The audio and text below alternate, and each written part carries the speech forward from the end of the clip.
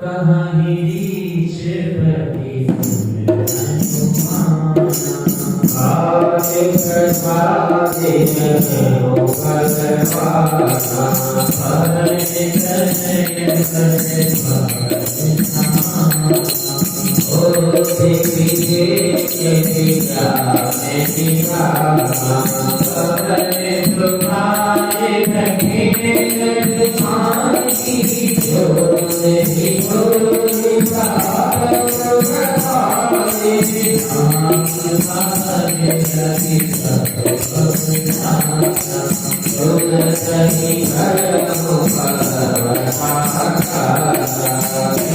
गुरु शरण सरोज रज निज मन मुकुर सुधारि परिणाम रघुबर विमल जसु जो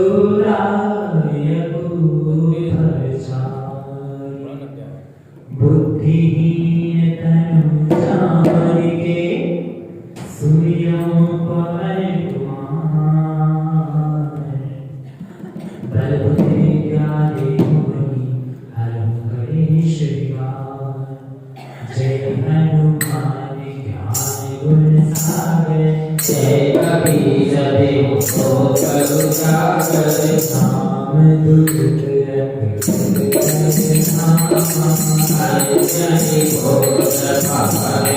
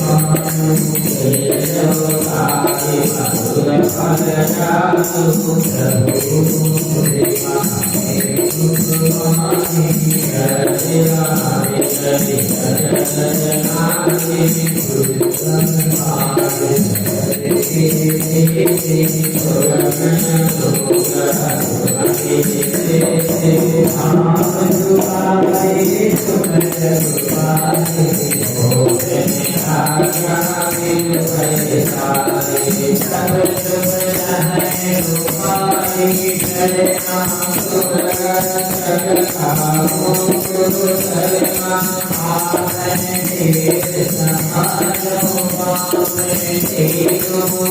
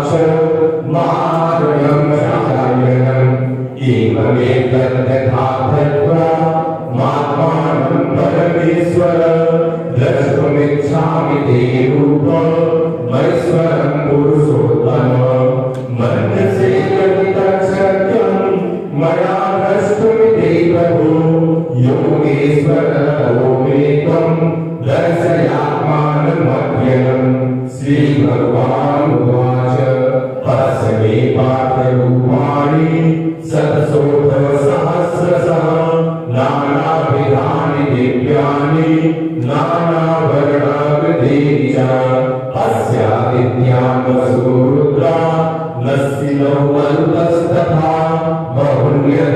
पूर्वाणि पश्याश्चर्याणि भारत इहैकस्थं जगत्कृष्णं पश्याद्यसचराचरं मम देहे गुणाकेश यज्ञान्यद्द्रष्टुमिच्छसि न त्वां शक्यसे द्रष्टुं मयैव स्वचक्षुषा दिव्यं ददामि ते चक्षुः पश्य मे योगमैश्वरम् संजय उवाच एवमुक्त्वा ततो राजन् महायोगेश्वरो हरिः दर्शयामास पार्थाय परमं रूपमैश्वरम् अनेकवक्त्रनयनम् अनेकाद्भुतदर्शनम् अनेकदिव्याभरणम् दिव्यानेकोद्गतायुधम् दिव्यमाल्याम्बरधरम् दिव्यगन्धानुलेपनम् सर्वाश्चर्यमयं देव अनन्तं विश्वतोमुखम् सूर्यसहस्रस्य भवेदुगप्रबुद्धिता यदि भासदृशी स्यात् भासस्तस्य महात्मनः तत्रैकस्थं जगत्कृष्णं प्रविभक्तमनेकधा अपश्यतीव देवस्य शरीरे पाण्डवस्तदा तदा स शिवया विष्णु हिष्टभूमाभरञ्जयः प्रणम्य शिरसादेवं कृताञ्जलिर्भाषत अर्जुन उवाच पश्यामि देवांस्तदेव देहे सर्वांस्तथा भूतविशेषसङ्गान् ब्रह्माणि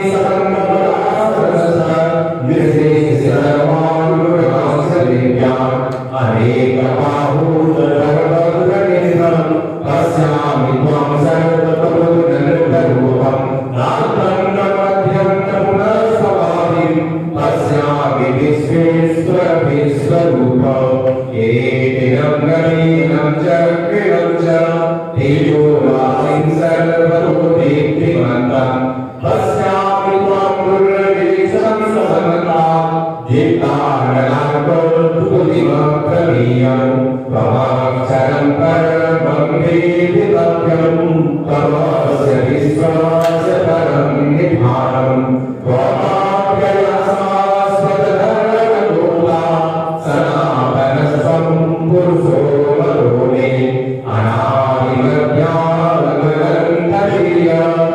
अनादिमध्यानमनन्तवीर्यमनन्तबाहुं शशिसूर्यनेत्रम् पश्यामि त्वां दीर्घभुजासवक्त्रं स्वतेजसा विश्वमिदं तपन्तं यावापृथिव्यो हृदमन्तरं हि व्याप्तं त्वयैकेन दिशश्च सर्वा दृष्ट्वार्थं रूपमुग्रं तवेदं लोकत्रयं महात्मन् अमीति त्वां सुरसन्नापि सन्ति केचिद्विधाजन्यो गृह्णन्ति स्वस्ति प्रयुक्ता महसे प्रसन्ना स्तुवन्ति त्वां स्तुतिपुष्कराभिः रुद्रादित्या वसवो च साध्या विश्वेश्विनो मरुतश्चोष्मपाश गन्धर्वयक्षा सुरसेकसन्धा वीक्षन्ति त्वां विस्मिताश्चैव सर्वे रूपं महत्ते बहुवक्त्रनेत्रं महाबाहो बहुबाहुरुपादं बहुदृष्ट्वाकरालं दृष्ट्वा लोकाः व्यथितास्तदाहं नभस्त्रसङ्गीतमनेकवर्णं याताननन्देकविशालनेत्रं दृष्ट्वा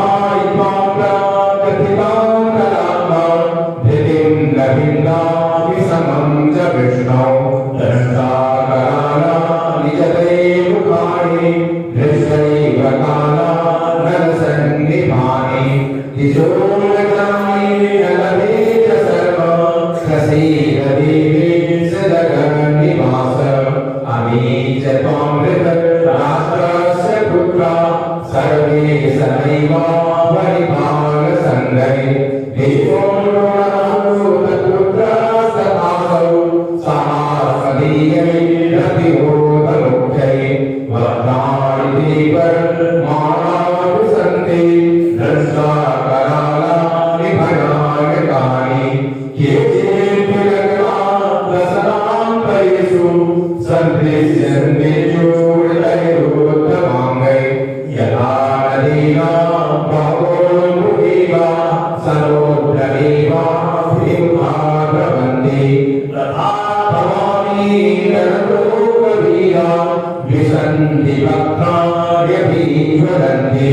यथा प्रदीप्तं ज्वलनं पतङ्गा विसन्ति नासाय संवेदवेगा तथैव नासाय विसन्ति योगा अवाविभक्ताय संवेदवेगा लेलेकसेकसन्मानः समन्तान् लोकान् समन्तान् वदने ज्वलन्ति तेजोभिराप्तो जगत् समग्रं भासस्तरुग्रा प्रतिपन्ति विष्णु आध्यात्मिको भवारोगरूपो नमो सुदेवीवरप्रसीद विज्ञातुमिच्छामि भवन्तमार्गं न हि प्रजानामि तव प्रवृत्तिं श्रीभगवानुवाच कालोऽस्मि लोकक्षयत्रियप्रविद्धो लोकान् समाहर्तुमिह प्रवृत्तः विधेयमाना भविष्यन्ति सर्वे येव स्थिताः प्रत्यनीकेषु योगाः तस्मात् त्वमुद्दिश्य यतो लभस्व जित्वा सर्वं पुंसराजं समिद्धं मयैवैतेन पूर्वमेव निमित्तमात्रं भव सभ्यसाचिन् दुर्गं च भीष्मं च जयद्रथं च करणं तथान्यानपि योधनीयान् मया तास्वं जयमानविद्या युद्धस्य जीतासि गणेशभग्ना सञ्जय उवाच एतत् श्रुत्वा च नवीश्वरस्य कृताजनिर्वीतमानः गिरिः नमस्कृत्वा भूयैवा कृष्णं सर्वदं हेतुहिता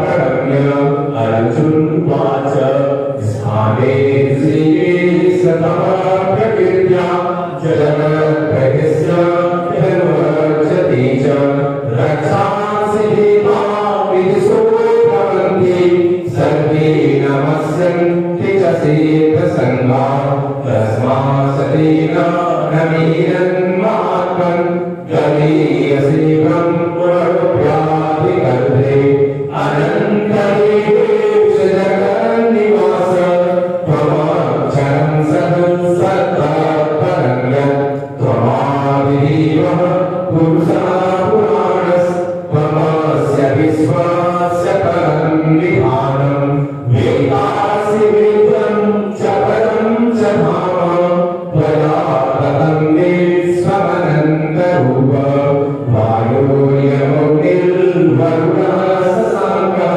प्रजापतिस्त्वं प्रपितामहश्च नमो नमस्ते सुसहस्रकृत्वा पुनश्च भूयोऽपि नमो नमस्ते नमः पुरस्तादतेश्वतस्ते नमोऽस्तु ते सर्वदेव सर्व अनन्तवेदामितवे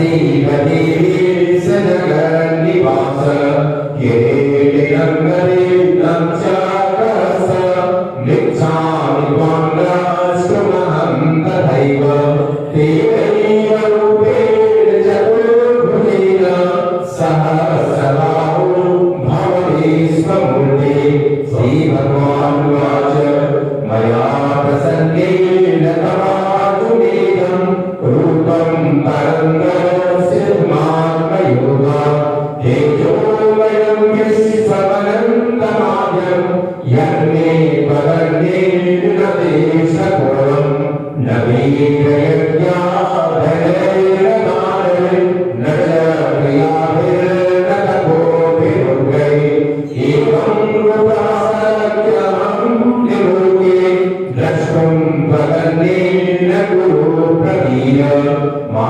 देव्यकामाशतिमूढभावो दृष्ट्वा रूपमघोरनिधिन्ममेकं यदेव विवेकमनाकुलस्थं तदेव मे रूपमिदं प्रपश्य सञ्जय उवाच इत्यर्जुनं वासुदेवस्तथोवा स्वकं रूपं दर्शयामास भूय आश्वासयामास च हेतवेन भूत्वा पुनः सौम्यवपुर्महात्मा अर्जुनोवाच दृष्टेयमानसंवृद्धं तव सौम्यं जनार्दन इदानीं संसृतः सचेता प्रकृतिं गतः श्रीभगवानुवाच सुरूपसहितं रूपं दृष्टवानस्य मम देवाप्यस्य रूपस्य नित्यं दर्शनकाङ्क्षिणः लाभं वेदैर्दर्शनं लाभेन सिञ्चया सत्यैवं विदो द्रष्टुं दृष्टवानसि मां यथा अध्यापनन्यया सत्य अहमेवं विदोऽर्जुन ध्यातुं द्रष्टुं च तत्त्वेन प्रविष्टुं च परन्तप मत्कर्मो विन्मत्कर्मो मद्भक्तः सङ्गवर्जितः निर्मया सर्वभूतेषु यः समामेति पाण्डव ॐ तत्सदिति श्रीमद्भगवद्गीतासूपनिषत्सु ब्रह्मविद्यायां योगशास्त्रे श्रीकृष्णार्जुनसंवादे विश्वरूपदर्शनयोगो नाम एकादशोऽध्यायः हरिः ओं तत्सत् हरिः ओं तत्सत् हरिः ओं तत्सत्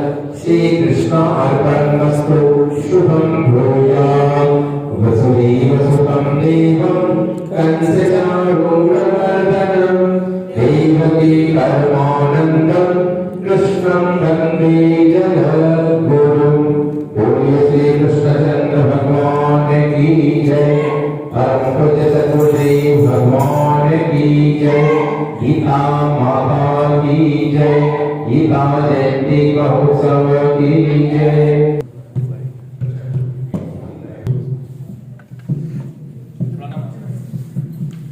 बोल श्री कृष्णचंद्र भगवान की जय। प्रबल प्रेम के पाले पढ़कर प्रभु को नियम बदलते देखा, हरि को नियम बदलते देखा। अपना मान भले चल जाए, अपना मान भले चल जाए। बद का मान निकलते देखा, बद का मान निकलते देखा। प्रबल प्रेम के पाले पढ़कर, प्रबल प्रेम के पाले पढ़कर प्रभु को नियम बदलते देखा, हरि को नियम बदलते देखा। जिनकी एक कृपा दृष्टि से, जिनकी एक कृपा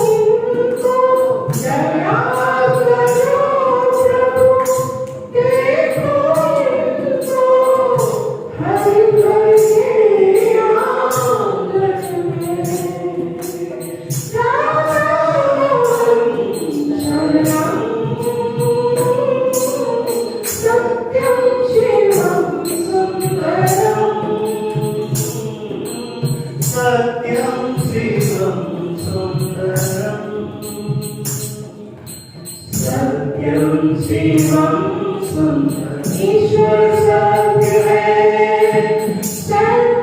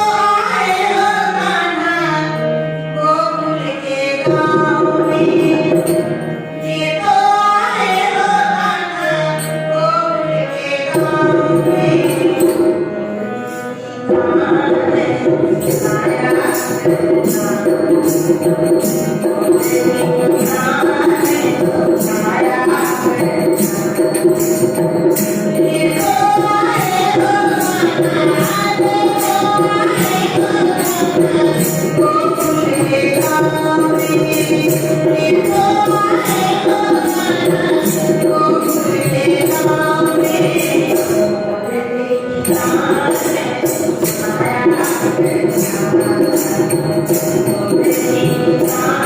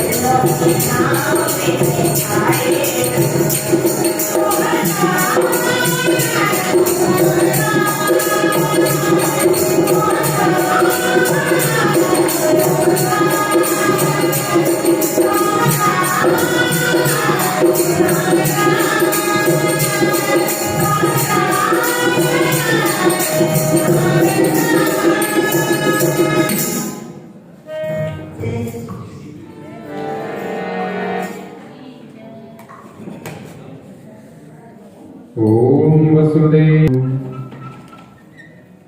परम पूज्य परमाराध्य श्री सद्गुरुदेव भगवान के श्री चरणों में साष्टांग दंडवत प्रणाम है। पूज्य गुरु महाराज के श्री चरणों में कोटि नमन। उपस्थित समस्त भगवत भक्तों को जय श्री कृष्ण। गीता जयंती महोत्सव के अंतर्गत आज हम सब ने मिलकर के 11वें अध्याय जिसका नाम है विश्वरूप दर्शन योग, उसका पाठ हमारे बीच में कनाडा अमेरिका से उपस्थित हमारे भाई प्रकाश पुरोहित जी उपस्थित हैं। मैं उनसे निवेदन करता हूँ, आग्रह करता हूँ कि या करके गीता के ऊपर अपने भाव भक्तों के समक्ष रखने का कष्ट करें। भाई प्रकाश पुरोहित।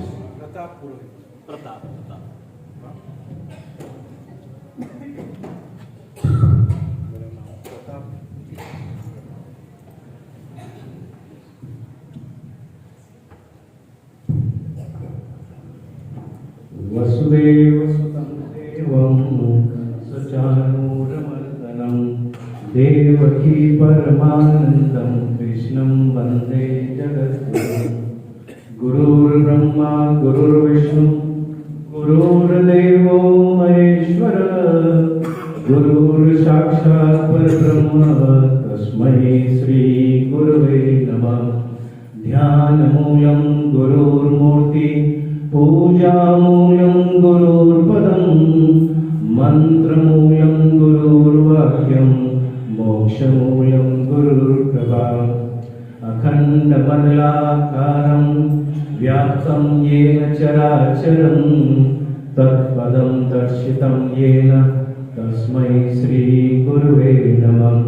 अज्ञानतिमिरातस्य ज्ञानाञ्जनशलाकया चक्षुरुन्मीलितं येन तस्मै श्री गुरुवे नमः। प्रपन्नपारिजाताय स्तोत्रवेत्रैकपाणये ज्ञानमुद्राय कृष्णाय गीतामृतधुरे नमः। अनंत श्री विभूषित प्रातः स्मरणीय गुरुदेव भगवान के श्री चरणों में साष्टांग दंडवत करता हुआ अपने आप को बड़ा ही अनुग्रहित महसूस कर रहा हूँ। सज्जनों और देवियों, ये गीता जयंती के 18 दिन मैं अपने मानस पटल से भूल नहीं सकता हूँ। मैंने मेरा बचपन यहाँ खूब गुजारा है। 18 दिन मैं यहाँ आ जाता था, बहुत छोटा होता था, सामने खुला ग्राउंड होता था, खूब सारी क्रिकेट खेला करते थे। सुबह सुबह प्रभात फेरी होती थी महाराज जी के सानिध्य में, बहुत ही सुंदर प्रभात फेरी। उसके बाद यज्ञ और उसके बाद हम सब लोग यहाँ से, मैं राजस्थान जोधपुर का रहने वाला हूँ और मेरे पिताजी महाराज जी के अनन्य शिष्य हैं। सज्जनों और देवियों, मैं आज बहुत ही अपने आप को गौरवान्वित महसूस करता हूँ कि जिस संस्था से मैं 50 वर्षों से जुड़ा हुआ हूँ, एक तरह से मेरे रोम रोम में महाराज जी का आशीर्वाद बसा हुआ है। और मैं अपने आप को कैसा मैं महसूस कर रहा हूँ, मैं किस लिए कनाडा से यहाँ आया हूँ, मैं सब बातें आपको बताऊंगा। परंतु सबसे पहले तो मैं गीता के बारे में बात करूंगा। गीता के बारे में सब कहना अपनी वाणी को पवित्र करने के बराबर है। श्रीमद् भगवद गीता भगवान के मुखारविंद से निकला हुआ ये एक अमर उपदेश है। और ये जो जीवात्मा चाहे जिस देश में रहे, चाहे जिस काल में रहे, चाहे जिस अवस्था में रहे, गीता का अमर उपदेश मनुष्य को छोड़कर ईश्वर की प्राप्ति कराता है, ऐसा मेरे गुरुदेव भगवान कहते हैं। मैं गीता के बारे में तो क्या कहूँगा, महाराज जी के सुने में सब प्रवचन को भी अगर थोड़ा बहुत कह दूँ तो अपने आप को धन्य में समझूंगा। गीता में 18 अध्याय है, 700 श्लोक है और इसमें 3 खंडों में बटा हुआ है गीता। कर्म योग, भक्ति योग और ज्ञान और संन्यास योग। पहले 6 अध्याय है वो कर्म योग है, हमें सिखाता है। आप देखिए गीता की उत्पत्ति कैसे हुई है कि अर्जुन एक क्षत्रिय होते हुए अपना कर्म से विमुक्त होता है और युद्ध मैदान से दूर चला जाता है।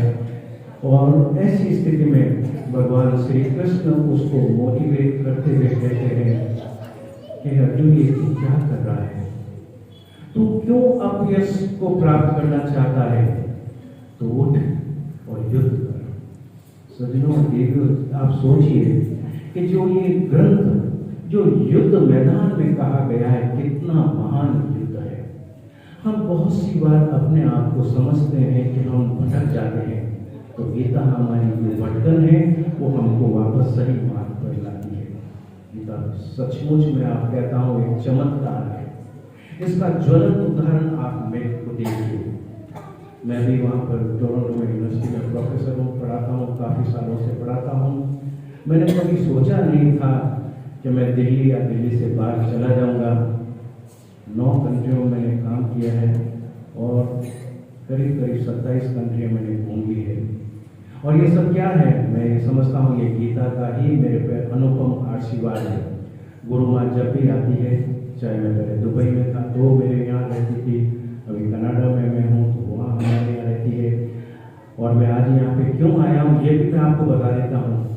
मेरे पिताजी का स्वर्गवास हो गया है, आज उसकी 30वीं की बैठक है और मेरे जोधपुर में मैं आज 1:30 बजे यहाँ पे एयरपोर्ट पर पहुँचा हूँ और मेरी जोधपुर की फ्लाइट मिस हो गई है।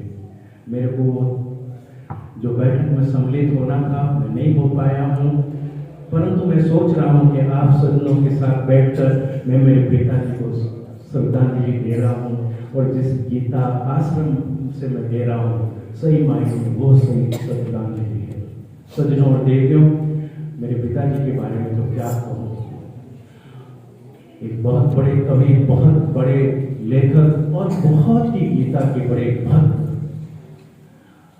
मतलब उनकी तो मैं आपको बता सकता हूँ 90 साल की उम्र में, और हंसते हंसते कैसे उन्होंने अपने प्राण त्यागे मैं सोच नहीं सकता हूँ। मैं गीता पे ही आता हूँ तो ये तो जीवन है, आए सो जाएंगे।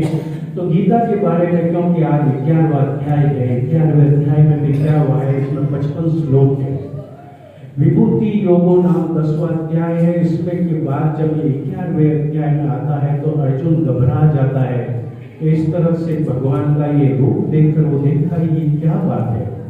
तो भगवान को पूछता है कि आप कौन हैं। तो भगवान कहते हैं कि हम कालोस्मी, मैं तो अभी भयंकर काल का स्वरूप धरकर यहाँ पर आया हूँ और मैं तुमको अर्जुन बताना चाहता हूँ कि जो ये माया मैंने की है, जो मैंने रची है, ये सब जो तू देख रहा ना, द्रोण, भीष्म और ये सब मरे हुए हैं। और तू क्या किस तरह से इधर उधर भाग रहा है, तू उठ, ये सब मरे हुए हैं और इनको मारकर विजयी को प्राप्त कर। और अगर तू ऐसा नहीं करेगा तो तू अपयश को प्राप्त होगा, और अपयश मृत्यु से भी बदतर है। सज्जनों और देवियों, हमें जिस भी कर्म में लगे हैं वो कर्म आप करते रहें, यही हमें गीता सिखाती है। और अगर हमने गीता सही मायनों में सीखनी है तो सबसे पहले हमको हमारे कर्म को सही तरह से करना है, नहीं तो कोई फायदा नहीं है। गीता के 7वें अध्याय से 12वें अध्याय में भक्ति के बारे में कहा गया है। मैं 11वें अध्याय पे जरूर बोलूंगा। पंडित जी मेरे को समय शायद कितना 25 मिनट 30 मिनट का दिया है, मैं समय का बिल्कुल ध्यान रखूंगा। और मैं आप लोगों को बताना चाहूँगा कि गीता का 12वां अध्याय है और सबसे छोटा अध्याय है, उसमें 20 श्लोक है और 20 श्लोक में सबसे बड़ी बात बताई गई है। मैं आपको सच्ची में कहता हूँ कि इसको 2 मिनट से ज़्यादा नहीं लगेंगे, और अगर आपको चाहिए तो भी अपन 2 मिनट में कर सकते हैं, परंतु नहीं, मैं आपका इसका फायदा बताता हूँ क्या फायदा है। इसमें एक तरह से भगवान ने भक्त की आरती उतारी है और उन्होंने भक्त के 39 गुण बताए हैं। अद्वेष्टा सर्वभूतानां मेत्र करुण एव च निर्ममो निरंकार समदुःख सुखद समे। संतुष्ट सततम योगी यथा आत्मादृढ़ निश्चय मय्यर पित्र मनोर्बुद्धिर यो मत भक्त समय प्रिय। अभी इसमें तो जो 8 जो श्लोक है कंटिन्यूस, उसमें तो 39 बताया। तो पहला मैं आपको बताता हूँ भक्त की क्वालिटी क्या है। और जब आज यहाँ पर काफी सारे जो बैठे हैं नए लोग आए हैं, मैं सबसे पहले तो मेरे परम मित्र मेरे अनुज तुल्य श्री राजेश सिंह जी और उनकी धर्मपत्नी का गीता आश्रम में स्वागत करता हूँ। आप मेरे दुख के इस घड़ी में आकर मेरी हिम्मत बनाई, मैं आपका बहुत आभारी हूँ। राजेश जी बहुत ही शुभ कार्य करते हैं, ये 4 धाम की यात्रा हेलीकॉप्टर से कराते हैं और मेरे परम मित्र हैं। परंतु मैं आपको बता रहा हूँ कि अद्वेष्टा सर्वभूतानाम ये क्या है। कि सबसे पहले तो क्या है कि हमें किसी से द्वेष नहीं रखना है। अद्वेष्टा का मतलब था नहीं, अद्वेष्टा अद्वेष्टा सर्वभूतानाम। सर्वभूतानाम मतलब क्या है? सभी से, सभी प्राणियों से, इवन वनस्पति से भी। तो फिर तो ये सब लड़ाई झगड़ा सब बंद हो जाएगा ना। अगर हम किसी से द्वेष नहीं रखेंगे तो ये तो सब संसार हमको बहुत अच्छा लगेगा। तो सबसे पहले कहते हैं अद्वेष्टा सर्वभूतानाम। यहाँ तक है भूतानाम, ये प्रकृति, वनस्पति, गाय बकरी सबसे। अरे जानकी तो बात ही छोड़ो, अगर हमने ये सीख लिया तो ही हम सफल हो जाएंगे। और मित्र करुणा ये वचन, करुणा, अरे दया धर्म का मूल है और पाप मूल अभिमान। देखिए हमें दया जो होती है, करुणा आनी चाहिए, हमें इस तरह से बताया गया है। और ये सब गीता हमें कौन सिखाई? हमारे परम पूज्य गुरुदेव भगवान। मेरे ख्याल से गुरुदेव भगवान के बारे में मैं थोड़ा सा बता देता हूँ। गुरुदेव भगवान स्वामी हरिहर जी महाराज, और आप जो ये देख रहे हैं मूर्ति, ये मूर्ति पाकिस्तान से आई हुई है। और कब आई है? जब हिंदुस्तान और पाकिस्तान का झगड़ा हो रहा था। हमारे महाराज जी उस समय कांग्रेस में थे और महाराज जी फर्स्ट जब जवाहरलाल नेहरू जी की हुई थी कैबिनेट, उसमें मिनिस्टर ऑफ एजुकेशन बनाए गए थे। परंतु उन्होंने कहा now my work is over, I have to proceed to speech making. और ये जो मूर्ति है डॉक्टर राजेंद्र प्रसाद के द्वारा अनावृत की गई है इस गीता आश्रम में। तो मैं कह रहा हूँ, मैंने इस तरह से मेरी यादें जुड़ी है। मैं जब भी इंडिया आता हूँ, मैं हर साल 3 बार आ ही जाता हूँ, जैसे कैसे भी करके आता हूँ। तो सबसे पहले मैं गीता आश्रम आता हूँ। उसके बाद मेरी यात्रा ही शुरू नहीं होती है। मैं यहाँ आता हूँ तो लगता है कि मैं मेरी माँ की गोद में आके खेल रहा हूँ। गुरु माँ की अभी ओपन हार्ट सर्जरी हुई है और मेरे को कहा गया था कि उनसे मिलना बहुत मुश्किल है। मेरे को गुरु माँ फोन करती है, मैं अपने रूम में था, प्रताप आप कब आ गए? गुरु माँ ऊपर से सुन रही है, मेरे को मैसेज भेजा है कि प्रताप आज तेरे को बोलना है, आधे घंटे से कम नहीं बोलेगा। मैं कहा गुरु माँ आपकी आज्ञा सर्वदा है। तो उन्होंने कहा था तू कब आया? तुम मेरे कमरे में। मेरे को, मैं कह रहा हूँ उनसे मिल नहीं सकते, मेरे को करीब आधा घंटे तक बैठाया, बात की। और उन्होंने बोला देखो ये तो आने जाने वाली वस्तु है, वो जानती है कि मैं कैसा हूँ। फिर भी उन्होंने कहा कि देखो आप आए हो, आप मेरे पास बैठो। और जैसे एक सच्ची में माँ कैसा लालन पालन करती है, वैसा ही वो मेरे साथ करती है। मैं बहुत ही अपने आप को भाग्यशाली समझता हूँ। वापस गीता पे आता हूँ।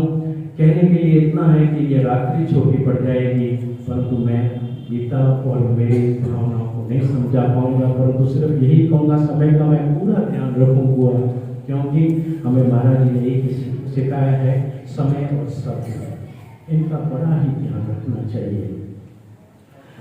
तो ये जो गीता आश्रम बना था, महाराज जी कहते थे कि कोई पत्थर, ईंट, रोड़े और कंकर और लकड़ी का बना हुआ नहीं है।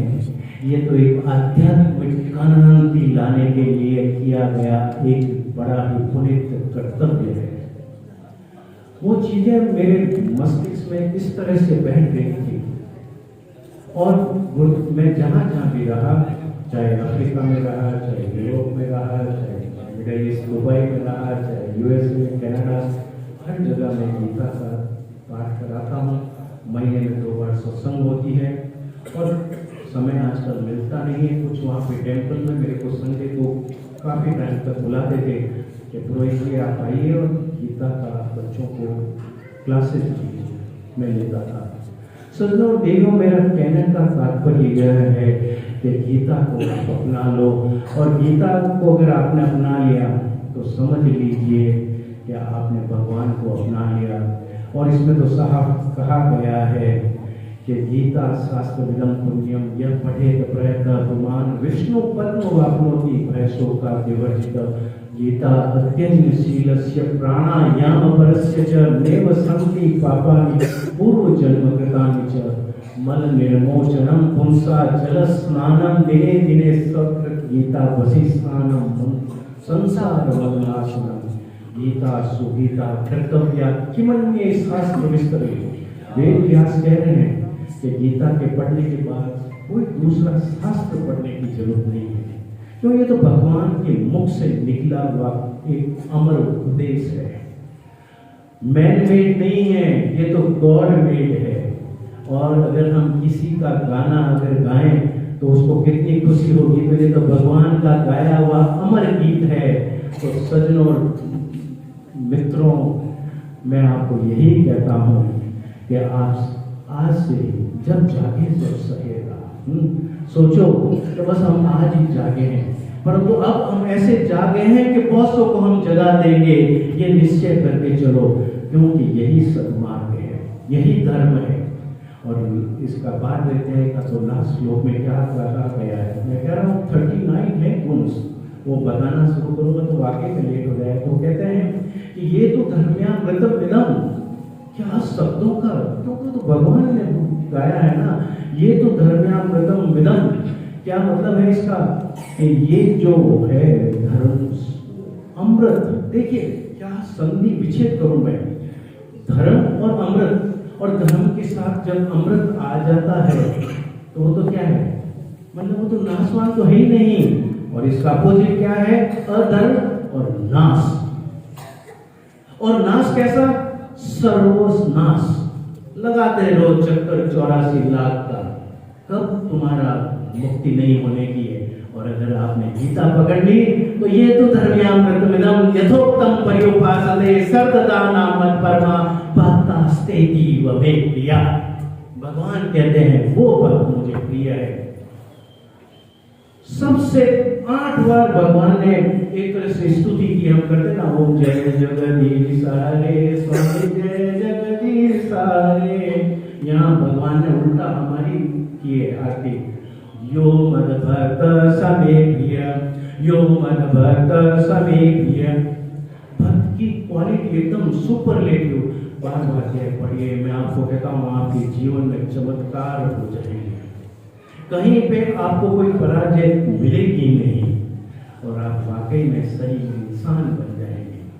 गीता के बारे में कहना, मैं कह रहा हूँ आपको कि गीता तो एक वो है जो हृदय में जान दे देती है, क्योंकि वो क्षत्रिय था जो एक तरह से युद्ध छोड़ गया था, तो वो क्षत्रिय क्या हो गया, भगवान ने उसको कहा था यहाँ भी, तो क्या ऐसे नपुंसकों जैसी बातें करता है। सबसे बड़ी गाली तो एक क्षत्रिय को नपुंसक की होती है, भगवान ने वो भी कहा, और वो उठ के खड़ा हो गया और विजयी को प्राप्त कर गया। गीता के 18वें अध्याय में लास्ट श्लोक है कि यत्र योगेश्वर कृष्णो यत्र पार्थो धनुर्धर तत्र श्रीर विजयो भूतिर दुआर मतिर मम। इसका मतलब ये है कि जहाँ पर श्री कृष्ण है और जहाँ पर धनुर्धारी अर्जुन है, वहाँ पर श्री लक्ष्मी है, वहाँ पर विजय है, वहाँ पर कीर्ति है, और वहाँ पर यश है। और जहाँ पर ये नहीं है तो सब उल्टा ही होता है।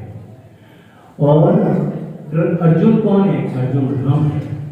और गीता का जो पहला जो श्लोक है उसमें क्या कहता है, धर्म क्षेत्रे कुरुक्षेत्रे संवेदायुस्व वामका पांडवश्चैव किम कुर्वत संजय। महाराज जी कहते थे कि पहले अध्याय का पहला श्लोक धर्म, ये पकड़िए, और लास्ट अध्याय का लास्ट पकड़िए, उसमें आता है मम, और इसको अगर हम करते तो होता है मम धर्म। तो गीता मेरा धर्म है। आज से ये सोच लो। अपने जेब में पॉकेट में छोटी सी गीता की पुस्तक रखो। अपने पर्स में तो आप मेरी बहनें रखी है, बहुत सारे मेकअप के सामान रखिए, एक छोटी गीता की पुस्तक रख लें। मेरे मित्र काफ़ी लैपटॉप और ये आजकल रखते ही हैं, उसमें एक छोटी सी गीता रख लें। फिर देखिए क्या चमत्कार होते हैं, कल्याण ही कल्याण हो जाएगा। सजनों, मैं अपने आप को बहुत सारा भाग्यशाली समझता हूँ और इतने सारे गीता भक्तों को गीता जयंती के अवसर पर, और मेरी ये तो एक तरह से कर्म भूमि, मेरी धर्म भूमि, मेरी मातृभूमि, मैं यहाँ पर अनुग्रहित हो गया हूँ। मैं सुबह से पिछले 2-3 दिनों से बड़ा दुखी हूँ कि किसी के बाप की मौत हो जाती है तो उसकी हालत क्या होती है। मेरे 2-3 दिनों से सो नहीं पा रहा हूँ, करीब 17 घंटे की फ्लाइट लेके आया हूँ, परंतु आप लोगों के इतने सारे भक्तों के दर्शन कर मुझे वापस वही जोश आ गया है। मैं समझता हूँ कि मैं कर्तव्य करता रहूँगा, वाकई करता रहूँगा, सही करूँगा और ऐसा ही करूँगा जैसा गीता में लिखा गया है। 11वां अध्याय तो पंडित जी अभी थोड़ा बहुत बताएंगे जो समय का मेरे ख्याल से, और मैं अगर आपका समय ज़्यादा लिया है तो क्षमा चाहता हूँ। पुनः आपका आभार जय श्री कृष्ण कहते हुए आपको ढेरों शुभकामनाएं देता हूँ कि आज से सही स्वरूप कीजिए। रात के राही थक न जाना, सुबह की मंजिल दूर नहीं। इन्हीं शब्दों के साथ पंडित जी आप सबका आभार जय श्री कृष्ण। कोई त्रुटि है तो क्षमा चाहता हूँ। तो क्षमा बड़न को चाहिए और छोटन को उत्पाद, हम तो उत्पाद करने वाले प्राणी हैं पंडित जी, आप लोग हमारी भूलों का स्वीकार करेंगे। इन्हीं शब्दों के साथ जय श्री कृष्ण।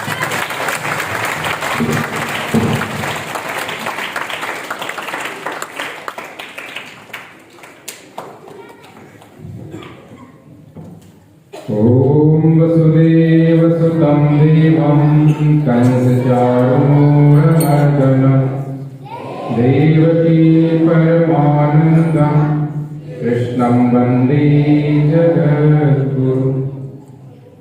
यहाँ पर उपस्थित सभी भक्तों को जय श्री कृष्ण। जैसा कि अभी हमारे भाई ने श्री प्रताप पुरोहित जी ने बताया कि उनके पिताजी का गुरुवार को स्वर्गीय श्री गोपाल पुरोहित जी का निधन हो गया और ये परिवार, इनके पिताजी गीता धाम में सेवा देते थे और वहीं पे वो रहा करते थे और कोई भी कार्यक्रम होता था तो संचालन का पूरा कमान उनके हाथ में होता था और अनेकानेक वर्षों तक उन्होंने गीता धाम में अपनी सेवाएं दी। और इस समय कुछ दिनों से वह अस्वस्थ चल रहे थे और गुरुवार को उनका निधन हो गया। तो गीता परिवार की तरफ से उनकी आत्म शांति के लिए हम 3 बार वसुदेव सुतम का पाठ करेंगे और 2 मिनट का मौन रखेंगे, जिससे कि उनकी आत्मा जहां भी रहे वह परमात्मा के श्री चरणों में स्थान पावे और भगवान का आशीर्वाद उनके और उनके परिवार के ऊपर बना रहे। ओम वसुदेवसुतं देवं कंसचाणूरमर्दनं देवकी परमानन्दं कृष्णं वन्दे जगद्गुरुम्। ओम वसुदेवसुतं देवं कंसचाणूरमर्दनं देवकी परमानन्दं कृष्णं वन्दे जगद्गुरुम्। ओम वसुदेवसुतं देवं कंसचाणूरमर्दनं देवकी परमानन्दं कृष्णं वन्दे जगद्गुरुम्।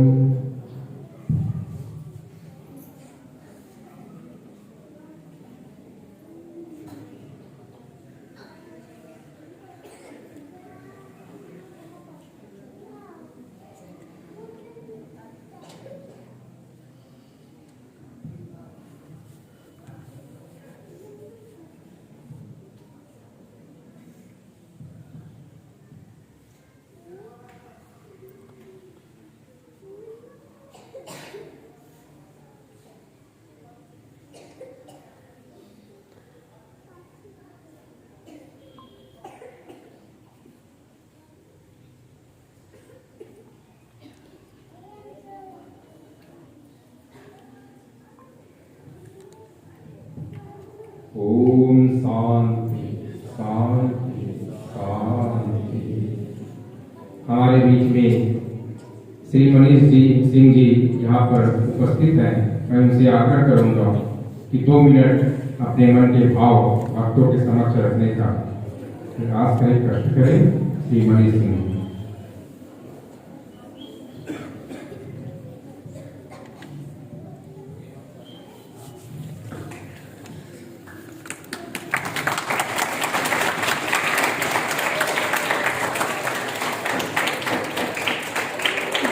आज इस गीता आश्रम में यहाँ पर उपस्थित सभी भक्तजन, प्रोफेसर साहब ने गीता के बारे में लगभग सारी बातें उन्होंने बता दिया है,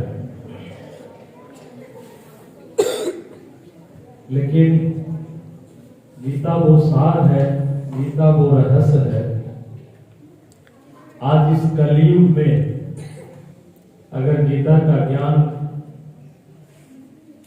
गीता का रहस्य और गीता का सार अगर हम लोग समझ जाते हैं तो ये कलयुग में हम लोगों को पैदा लेना, हम लोगों का जीवन भी सफल मान सकते हैं। गीता वो ज्ञान है, गीता वो ग्रंथ है जिसे भगवान श्री कृष्ण ने अपने मुखारबिंद से अर्जुन को बताया है, अर्जुन को बताते हैं। और बताना भी इसलिए पड़ा कि हमारे कृष्ण भगवान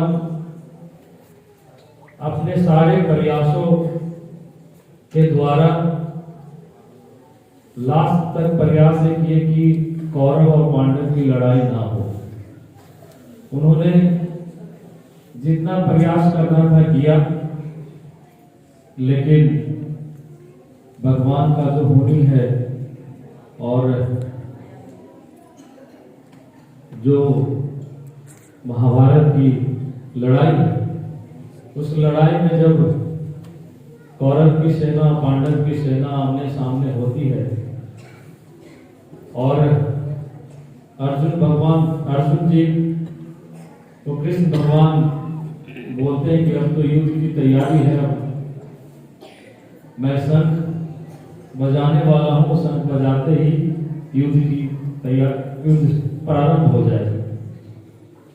अर्जुन जब रथ पे बैठता है और सामने जब अपने भाई लोगों को कौरव की सेना में देखते हैं तो अर्जुन को ये लगता है कि मैं किस पे बाण चलाऊं, किसको मारूं, उधर भी अपने हैं इधर भी अपने हैं। और जब कृष्ण भगवान को लगता है कि अर्जुन अपने परिवार से और भातृत्व से इतना प्रेम से अनुग्रहित होता है कि ये युद्ध करने वाला है नहीं और ये गांडी उठा नहीं सकता है, तो कृष्ण भगवान जी अर्जुन को बोलते हैं, वही जो उनको प्रोत्साहित करने के लिए, युद्ध लड़ने के लिए जो प्रोत्साहित करते हैं कृष्ण भगवान, वही गीता है। और कृष्ण भगवान बोलते हैं कि जो सामने वाला बंदा तुम्हारा भाई है वो इस जन्म में भाई है, पिछले जन्म में कुछ और था और अगले जन्म में कुछ और होगा। और अगर तुम नहीं मारोगे तो कोई और मारेगा, क्योंकि इनका जो कर्म है वो कर्म अच्छा नहीं है। कौरव लोग हमेशा पांडव के साथ अन्याय ही किए, और जब कृष्ण भगवान कौरव को समझाने जाते हैं तो बोलते तुम पूरा हस्तिनापुर पूरा राज्य बांट ले लो, लेकिन 5 गांव है, ये 5 भाई के लिए दे दो। तो दुर्योधन बोलता है कि 5 गांव तो छोड़ो, मैं एक सुई की नोक की जगह तक भी मैं पांडव को नहीं दे सकता हूं। और किस तरह से द्रौपदी के साथ बड़ी सभा में दुर्व्यवहार होता है। इन सब के बावजूद जब युद्ध की प्रारंभ होता है तो अर्जुन को प्रोत्साहित करते हैं कि तुम युद्ध लड़ो, तुम एक क्षत्रिय हो, क्षत्रिय का काम है युद्ध करना, क्षत्रिय का कर्म है लड़ाई लड़ना और युद्ध करना।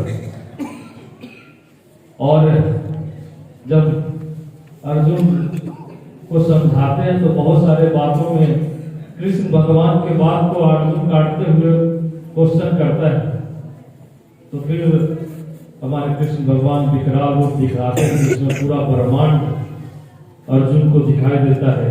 और उस युद्ध भूमि में अर्जुन को, कृपाचार्य को, द्रोणाचार्य को और भीष्म पितामह को, इन सबको कृष्ण भगवान का विशाल रूप दिखता है।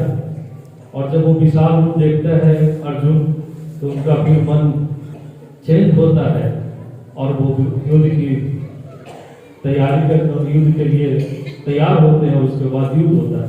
जो कृष्ण भगवान अर्जुन को प्रोत्साहित करने के लिए जो जो बातें बताए वही गीता है।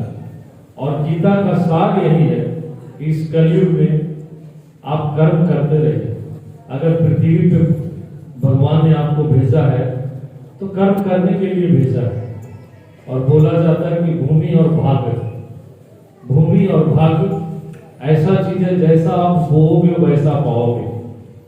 अगर भूमि पे आप गेहूं लगाते हैं तो गेहूं ही उपजेगा, आप अगर बबूल लगाते हैं तो बबूल ही उपजेगा। उसी तरह भाग्य में आप जैसा कर्म करेंगे वैसा ही आपको मिलेगा। तो ज्यादा ना बोलते हुए हमारे प्रोफेसर साहब जी ने बहुत अच्छा गीता के बारे में बताया। आप सबको यहाँ पर उपस्थित आज हमारे तनवीर धामा भैया के द्वारा यहाँ पे आज प्रसाद है। मैं यहाँ पर उपस्थित सभी लोगों को, और स्पेशल हमारे गीता माँ आज बीमार है, जिसके कारण आज उपस्थित नहीं है, अभी जस्ट मुझे पता चला। आप सबको बहुत बहुत धन्यवाद, बहुत बहुत आभार।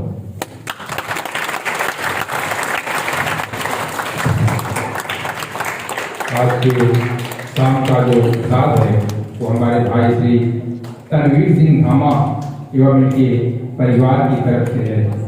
ये पूरा धामा परिवार नित्य धार्मिक कार्यों से जुड़ा रहता है और अपनी सेवाएं हर प्रोग्राम में, गीता आश्रम में कोई भी प्रोग्राम हो तो उनका सहयोग गीता आश्रम को प्राप्त होता है। और हम ऐसी आशा करते हैं कि इनका सहयोग इसी प्रकार मिलता रहे और ये पूरा परिवार गुरु गीता गोपाल के सेवा में पूर्ण रूप से समर्पित है। बोले श्री कृष्णचंद्र भगवान की जय, सदगुरुदेव भगवान की जय, गीता माता की जय, गीता जयंती महोत्सव की ओम वसुदेवसुतं देवं कंसचारूढमर्दनं देवकी परमानन्दं कृष्णं वन्दे जगद्गुरुम्।